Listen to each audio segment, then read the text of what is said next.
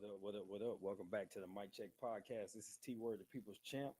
Tuning in for a quick little evening stream. We're gonna check out, what this time frame looks like. If y'all are interested in talking with us about a little bit of sports, you know what I'm saying, specifically boxing today. Q is joining here shortly. All right, we got Q. What up? What up? What up, man? What's going on? Hold on. All right, all right. Okay. I can hear you loud and clear. What's going on, bro? What's going on, man? What's going on? Not much. We are getting this thing popping. Let's give it about 2 minutes. If you want to go ahead and retweet the tweet if you I haven't got you. already. Yeah, let's see. I tagged a few people. If you want to tag a few people, see if they want to come in and take a watch, take a listen. Um, and for those out there watching, um, we haven't even discussed anything that you haven't seen us discuss on Twitter. So we're starting from scratch with this conversation. Whatever Q want to cook on, that's what we're about to talk about. We do have a few videos on some very important topics coming up, including the Errol Spence news, a little bit more framed out videos. We're also going to talk about the comments between Errol Spence and Shakur Stevenson, as well as the action at 118, 122, 126. That's really cooking right now. So you'll get some videos from us about that stuff over the next couple of days. And then we've also got some NFL stuff. But for our boxing fans out there, we are going to be talking about boxing today. Um, so Q, I'm gonna throw you the mic, man, and Yeah, man. let you cook to get us started. I don't want to waste no time. We're gonna do about 30 minutes, and then I No gotta doubt. get moving. So I'm gonna go ahead and throw it to you, and you go ahead and cook, brother. Yeah, man. So I actually wanted to get on because you and I have had some brief conversations over social media about the Errol Spence fight rumors, right? Still rumors, nothing that has been confirmed by him or his promotional company. Right. But just wanted to get your initial thoughts as a resident Errol Spence fan on how you feel about the possible announcing of a fight between Errol Spence and Keith Thurman at 154 pounds. That's the first thing I wanted to start with. Okay, so yeah. I definitely was going to get into a video about it. So let's go ahead and let's jump into that first. So honestly, I don't have a problem with it, and here's why. Um, I believe he views Keith Thurman, Errol Spence views Keith Thurman as a lighter touch than Terrence Crawford, and there's nobody out there that would disagree. In fact, there's plenty of people out there. There's plenty of people out there that would say that this is not even a tune-up, that Keith is washed and all that good stuff. And I'm okay with that kind of talk because we'll never know until they get in the ring. All of that to say, if he was actually injured in that car accident, and we don't know what the extent of the injuries were. I've been saying something with the knee or leg, like something ligament, something that you can't see it, but Mhm. it's there. It shows up on X-rays, it shows up on MRIs, whatever. Um, I think he's wanting a way to test that, and it's also limiting his ability to train fully, which means that he can't get down to 147 right now. That being said, that means that a guy like Keith Thurman, who he already feels like he can beat, who's willing to come up to 54 or 52. I've heard 52 catch weight. This is the perfect fight for him, and they both gonna make a lot of money doing it because honestly, with the way Keith Thurman will sell a fight that he's been begging for the last couple of years, I think people will buy it just on the mouthpiece. It's gonna be like the Rolly Tank situation. People gonna buy it just on that alone. So to me, I could see where there's some sense in it. The one thing I think most people are gonna throw at us is well, Keith was a 147 mandatory. So why are you willing to fight this dude at 54? Keith ain't worried about no damn belts. Keith wants some money. This is a cash out. The big Keith with the F cash out. That's what I think about it. Okay. I'm gonna throw it to you. Okay. So usually you and I can find a common ground. But brother, I ain't Typically. rolling this time. I feel I you. ain't. I'm not rolling. And I'm gonna tell you why. Okay. So if you start back from earlier this past year in 2022, right? The Mhm. whole thing at that time was trying to get the undisputed fight to happen. Agreed. My understanding is that when the fight didn't get to happen because either Crawford wanted too much money, the dates didn't line up, the negotiations went longer than they needed to, and Crawford wanted to get a fight before the year was out Because at one point they said they wanted to do September. They moved off that date to November. And then once November hit and they weren't able to get that fight across the line, Crawford decided he was going to have an interim fight. I have no issue with Spence having an interim fight. My personal issue comes up when, if it's a mandatory, the mandatory needs to be at the prescribed weight. It shouldn't matter whether the opposition wants to agree to the catch weight. It shouldn't matter, in my opinion, if Errol can't make the weight. If that's the case, in my opinion, they're not doing this fight according to what's been, reported. This fight is not going to happen until April. That's 3 more months from now. Because I don't assume that the fight is going to happen April 1st, because that's when Anthony Joshua is coming back. There's a rumor that Gervonta Davis is going to fight Ryan Garcia in mid-April. So if they're going to do this fight, it's going to be probably the back end of April. So we're talking about more than 3 months from now. Okay. In my opinion, for all of the hoops and all of the things that are going to have to be stipulated to get this quote-unquote mandatory out of the way, he might as well have just done the Crawford fight. And here's the reason why I will rebut anybody that wants to tell me, well, he hasn't fought in a long time. When is the last time that Errol Spence fought? He fought Ugas last spring. Last April. April 16th. The same amount of time that people wanted Crawford to wait to have that fight in November against Spence this past winter. It's the same timeline. So if people are going to tell me that Crawford should have been cool with fighting on a year layoff, why can't I say the same thing about Errol Spence fighting on a year layoff? Because without contrary proof to the injury, and this is going to be up to the person. I'm not going to try to talk anybody into believing that he actually has an injury, because we'll never know. I'm gonna give him that. Crawford wasn't coming off an injury, so that's different. Personally, I believe that he got injured somewhat in some shape, form, or fashion. But my question comes in with the injury is like, if you're injured, then you can't be cleared to fight. If you're not injured, then you are cleared to fight.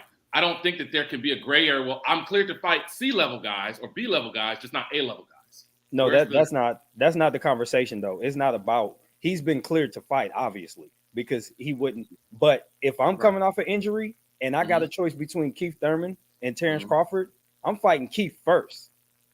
Like, I mean, let's be real. You're a grown man. I'm a grown man.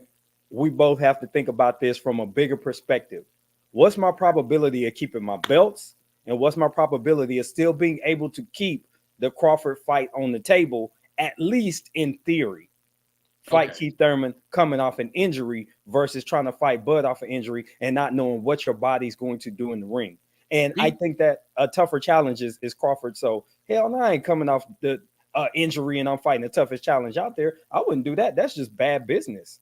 Okay. Do you disagree? I'm gonna give you that, because that's a legit reason to not fight Crawford. If you feel you're not 100%, I agree that taking the hardest fight of your career, the fight that I personally think that you will lose, is not a good idea. I'm gonna agree with you on that. But here's where I'm gonna go.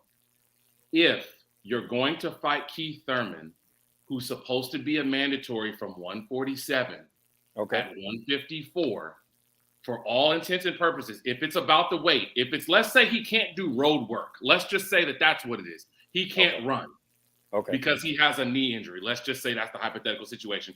So he's going to have to do other things to get his weight down that are going to take a little bit longer for him to do so. Let's just give him that. Why not fight a middle of the road guy at 154 and call it a day? Because here's the problem I have. Pulling a guy up from 147 because he's your mandatory. What if he beats you? Guess what he just did? If he beats you, now nobody's going to pick Keith Thurman. Anybody with a smart brain is not going to pick. Okay. You froze up. Or is that my side? That becomes, if he beats Spence, he wins no belts. And guess what? Here's the worst part. He's still the mandatory at 147, and he would have to beat him a second time at the weight where the belts came from in order to get the belts that he said he was supposed to be mandatory for in the first place. So let me throw you a plausible 2023 scenario. Let me throw you a plausible 2023 scenario. So we've talked about this a lot, and extensively. We've talked about the funny business with the sanctioning bodies, right? So we have to already accept that in 2023, we're going to have two things that just seem just different. Okay. The WBC announced a particular division. I don't want to get into that, but they announced a particular division they're going to allow coming up in the near future. We never projected this, right? So that means that they could do whatever the hell they want to do. The sanctioning bodies, this is something that I've been pointing out on multiple channels, and I haven't gotten to the video on our channel. They're all working together to try and figure out a way to make the 147 division move forward. And it starts with Errol Spence. We're going to give you a little bit of time, but we're putting very strict time restrictions on you to make these things happen. If Keith Thurman agrees, we're going to pretend we didn't order mandatory at 147, and we're going to let y'all fight, because as long as we sanction the fight as a WBC fight, we're going to get something off that anyway, right? Because you are one of our champions. You're going to the ring as a champion. We're going to get paid off of whatever you're bringing in. That being said, they satisfy two things. You give Keith Thurman, and according to most people, you give Keith Thurman and Al Heyman what they've been wanting for years, Errol Spence. Okay. If Errol Spence wins, which I expect, he can move on with bigger business. Is it going to be Boots to get the IBF taken care of, potentially lose, potentially win? We don't know. Is it going to be Terrence Crawford to unify and make an undisputed champion, whether it be Terrence Crawford or Errol Spence?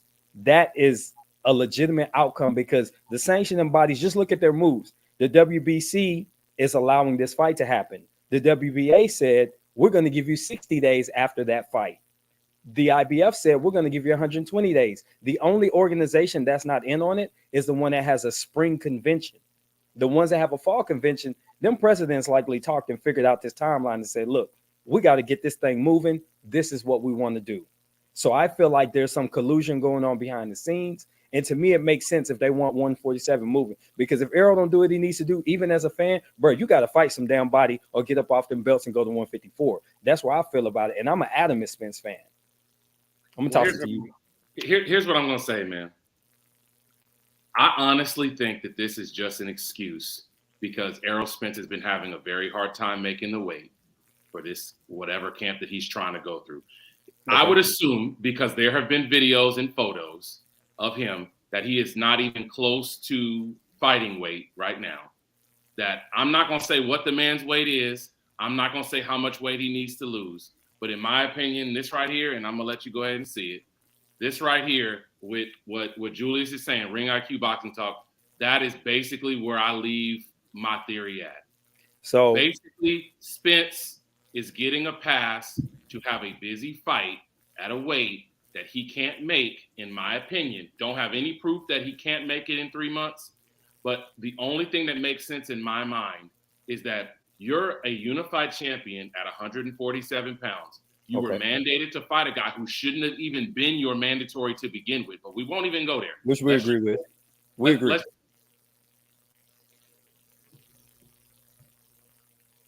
You froze up again. I'm gonna hold while you get back online.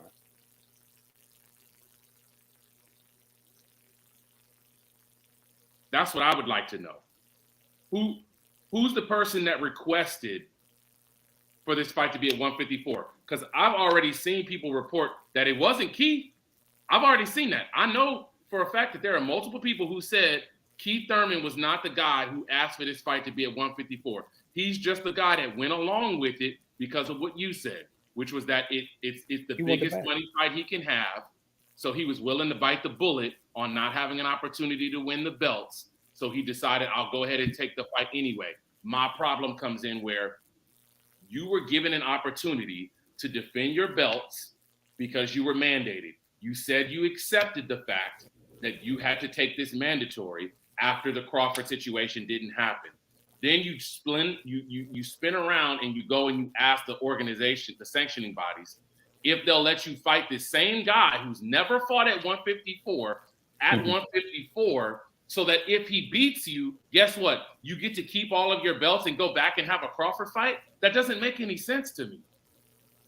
I mean, it doesn't make sense because it's not the fight that you want. Like, let's just be honest. This is about preference, right? This is about, as a boxing fan, you feel shortchanged because you've been waiting for this grand thing to happen for at least 5 years. We're in 2023. This whole started in 2017, 2018. 2018. This is what you've been anticipating, that at some point this would happen. This isn't about what makes business sense. This is about what the fans want. Those are typically two different things. For me, I'm business first. I want to see great fights, but honestly, this is about people who make money doing this thing for a living, promoters, networks, fighters, whatever affects their bottom line. I just have to accept it. Everything I'm a big NFL fan, but guess what? 50% of the new rules in the NFL make me sick. But you know what? The offense. Yeah, but I understand that, and I'm a defensive guy, and you know that. But I understand that this is what they feel like affects their bottom line. They need point scores so things happen. That's the same thing in boxing. It's the same thing in boxing. What's going to put points on the board for us? And that's what matters. What are the sponsors going to do? So Brenda says, I'm going to bring this up on the screen because I do want to address it, and I'm pass it back to you. So Brenda says she thought it was about a mandatory. I mean, it was about a mandatory, but if Keith agreed not to enforce or force the issue on his mandatory, why would Spence give him a title shot? Because one thing he said, I'm not giving Keith Thurman a shot at the belt. Yeah. Well, here's what I'm going to say, bro. Here's what I'm going to say before we address the next comment. Okay. If the mandatory wasn't going to be in place, right, because they agreed to have the fight at 154, right, then shame on the sanctioning bodies for allowing it to get to this point. Because here's the thing. Stanionis, before he was mandated to fight Virgil, took 2 step-aside deals because he thought he was going to get to face Spence. No, he took one. He only took one. Yeah. He took one and he was paid for it. He took one, Uber. He was paid for it, and he got to fight on the undercard. Right. Of the best fight this past spring. Okay. Correct. Not only that, but now he's had to go and agree to fight a high-risk, low-reward guy in Virgil Ortiz because the Spence fight was supposed to be getting negotiated with Crawford. They said, oh, we're going to mandate you to make you the interim or the WBA regular or the whatever, the secondary title. We're going to give you that if you fight Virgil. And if Spence fights against Crawford, we're going to mandate that you fight the winner after that. That's what they said then. They told Boots, we're going to give Spence 120 days from the time that you won this belt, this interim IBF title, to negotiate something with you. I'm confused. How's he supposed to fight 3 dudes in 3 months? No. But he's going to have a fight that's a throwaway now at 150. That doesn't even go to the mandatories he already has due. But the timeline, that's not the timeline. So the clock on the IBF clock started January 7th, a little before midnight Central Time. That's Boots, right? So he has 100 3 months. That's 3 months, right? Is it 3 or 4 months? 3. 4 months. 4 months. So he would have to fight him. Let me make sure I get this to the people. He would have to fight them by the second week of May. No. What or that have to have a fight agreed by May. No, he would need to either be agreed to a unified fight by basically May 7th-ish, May 7th to 10th, somewhere in there, a unified fight or undisputed fight with Crawford, and that's for both the WBA and the IBF.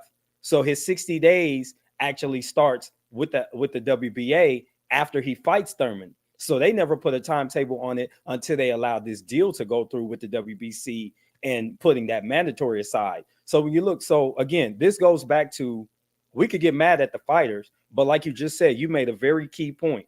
The sanctioning bodies have allowed these things to happen, and it starts there. Who paid who? Obviously, PBC, Al Heyman, whoever, know which pockets to grease to allow these timelines to make these things happen. There may be some people in the background that say, we have a way to make the Crawford and Spence fight happen, but we're going to need a little time to make sure we get both these guys really comfortable with getting their asses in the ring and making this fight happen, because we're tired of it. So the sanctioning bodies look at it like, as long as we're putting a champion in the ring, we're going to get paid anyway. But So here's we my can't thing, even though, T. go Here's ahead. my thing. Keep this. He's going to fight for no belt. So there's not going to be any sanctioning fees made off of this fight he's about to have. They're Wait, not I even thought going to get a cut because so. there's not going to be any belts on the line. So there's no sanction, there's no fees paid in standard fights. If you get sanctioned by an organization, every fight should be sanctioned and a fee paid. That's my understanding. But he's not even sanctioned at 154 because that's not the way he fights at. Are you He's not certain? ranked at 154. He's not ranked at 154. He can't be ranked at 154 because he's a titleist in another division. The reason I know this, bro, here's the reason I know this. Because in these situations, we've talked about it before, how I wish that sanctioning bodies would do the same thing they do with women's fighters and do them with men's fighters, where if you're the WBO champion, you could be ranked in the WBC. If you're the WBC champion, you can be ranked in the IBF. Or you can be ranked at a different weight class if you want to pop up and down so that you can get an opportunity to become a mandatory without somebody having to give you a voluntary title defense. Gotcha. Spence can't even be ranked right now based on the way that these sanctioning bodies do men's boxing. Spence can't even be ranked at 154. So doing this fight at that weight to me is a waste of time. If anything, here's what I would have rather. If Spence is going to say, look, I can't make the weight, right? It's going to be too hard for me to make the weight by the time that we need to fight. Let's agree to do the fight, but let's do it at a catch weight where it's between welterweight and super welterweight. Then that's slightly more acceptable. But here's what's probably, in my opinion, would have been best. You vacate whatever title was immediately mandatorily made, right? It becomes basically a vacant belt, okay? You go to 154, you have an interim title, and then it's on the line as a vacant part of the deal when you fight Crawford. But him getting to keep all three belts and there's no movement for the next 3 months, to me it's disrespectful to everybody else in line. It is. And the fact that he even asked, hey, can I keep my 3 belts while I can't make weight so I can fight this guy that you That's want an to assumption, though. Well, which part? The weight thing. I mean, we can own that. Whatever reason it is, whether it's the weight or it's what other reason could it be, bro? Why would he fight a 147? He just don't want to give Keith. He just don't want to give Keith a shot at the belt. He's already said, "I'm not fighting you for my belts." He's already said that. So as a compromise, I mean, we have to live in reality. The reality is these people are making up rules as they go. Am I wrong? It seems that every year we get a new dynamic from one of the sanctioning bodies that never existed. So if these people are playing with no governing over what they can do, we have to accept that we're kind of they got that little string. You can't see it because I'm on a little background thing, but they got that little string and we just own it as fans. And because we love this sport so much, we get played because they could do whatever the hell they want whenever they want. Yeah, man. Well, here's what I'm going to say, and I'm putting it in the chat now just so people that are interacting with us can know. What percent of this debacle, as far as blame is concerned, goes to Errol Spence? 1/3. And then what percent goes to the WBA? Because this is a WBC thing. Actually, so they were the ones that had to prove this, right? Because he was a sanctioned mandatory at 147 by the WBC. Now the WBA had to come in because they already had somebody who's supposed to be the automatic mandatory because they already settled that. They had to agree to it. But we'll see. Okay, Brenda, I'm gonna have to disagree on this only on one part. Okay, I'm gonna only have to agree on you on this one part. She says none. He ain't the boss of anything. I'm going to agree that he's not the boss of anything when it comes to final decisions that get made. But I can promise you this idea of fighting at 154, this did not come from Al. This came from the fact that he went back to Al at some point and told him, I'm having a hard time. My knee's bothering me more than I thought. Yada, yada, yada, yada, yada. This wasn't no situation that came off of Al's mind where he said, ooh, I'm going to make a mandatory fight between y'all. I'm going to pay money to get Thurman a mandatory slot at 147 and then flip the script 2 or 3 months later and say, you know what, actually, y'all will fight at 154 for no belts. Yeah. I mean, So the You whole see how you got to come up with all these conveniences and these well, you don't. You scenarios? really don't. You really don't. You really don't. What it boils down to is who. What it really boils down to is everybody has a side. None of us are unbiased. Let's keep it a buck. No, All of of us course. have our sides. There are pro PBC, anti PBC, and Okay. different people. But Mhm. so depending on which side of the fence you want to sit on, Okay. you're going to believe what you choose to believe. Okay. Now, if you want to try and work your way towards the middle, what you can say is it looks like the sanctioning bodies have colluded with the promoters, and there's only really one promoter involved, the side that's One. on Errol Spence, right? Mhm.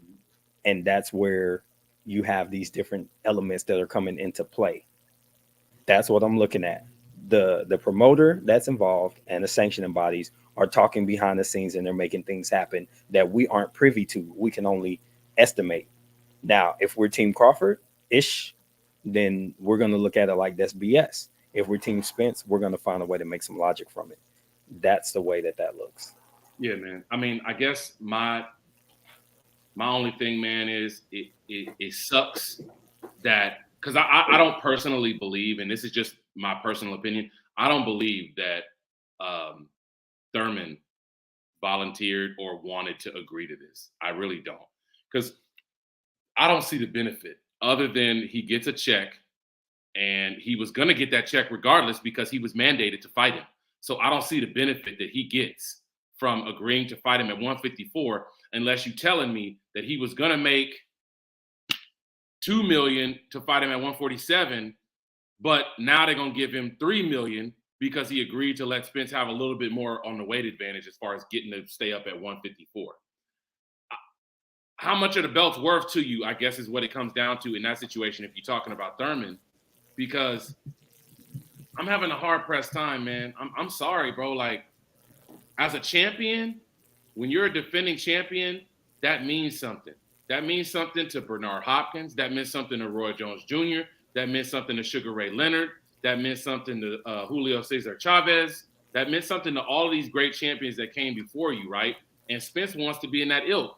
Let you know this: there are a lot of people that believe he's already in that ilk. Now that's to be debated in another conversation. Of But course. you can't say I'm a champ. I get a mandatory. I don't want to fight him. I'm not going to fight him. Matter of fact, I will fight him, but I'm going to fight him at a weight where he can't win any of my belts. And if I lose to him, he's got to either fight me again because maybe there's a rematch clause in there, or I don't have to fight him and I'll go fight for undisputed back down at the weight that I'm supposed to be at to begin with. That doesn't make any sense unless you're fighting for another belt. There's going to be people who are going to watch this video and you know what they're going to say? Oh, well, that's what Canelo did. Canelo lost a fight against Bivol and then he went back and defended his belts at 168 against Triple G. Well, guess what? Here's the difference. Yeah, that's Canelo went totally to different. 175 and he fought for a belt Yeah, against a that's totally champion different. who was already at that weight. He didn't pull up some dude from 168, let him beat him at 175, and then turn around and fight Triple G at 168 again to defend all of his belts. Like, come on, man. Like, this Yeah, all starts with Spence. That's where it starts. It doesn't go nowhere else until he says he asked for it. So that's where I have to place most of this blame when we're talking about this question. I mean, I think if you include the sanctioning bodies, there's basically four parties that got us here because Spence, Crawford, the sanctioning bodies, and the promoter. What you All think Crawford has to do with him fighting at 154, though? because he didn't finish off the deal when they were trying to set up the fight last year. So Well, here's my thing. If he was as ready, right? Because they said that they were supposedly supposed to be trying to do whatever this interim fight was going to be. They were going to be doing it in the early part of this year, right? When did Spence have his car accident? Like 2 weeks ago? no, December 10th, same day as the fight. December 10th. So he had his injury in December. So my thing is this, bro. What Crawford didn't sign to me doesn't have anything to do with what you agreed to sign with a different fighter. If you couldn't get the fight with Crawford, that's one thing. I'll even let you have that. I'll say, okay, you had to fight somebody else. I don't want it to be Keith. I would have rather it have been Boots. I would have rather it have been Stanionis. I would have rather it have been Virgil Ortiz. I would have rather it have been a lot of other guys. But if you're going to fight somebody else, why is it Keith at 154? because he's satisfying something that clearly they've been trying to push for a long time. I mean, like you said, these are backing things that we're not privy to. So if that is what you believe that everybody has been saying is the belief, then that's how this has been played out. That's just my opinion. But we got to leave it on that right there, and we'll let the people hash it out in the comments and kind of No figure doubt. out what they think about it for sure. And we'll get back to it another time. We'll do a longer video on that and figure out exactly what's going on. But appreciate y'all for tuning in, and until the Thank next you, time, everybody, for coming on and tuning in with us real quick on this last minute live. We will for see you sure. guys next time on the Mike Check podcast. Appreciate y'all. Peace.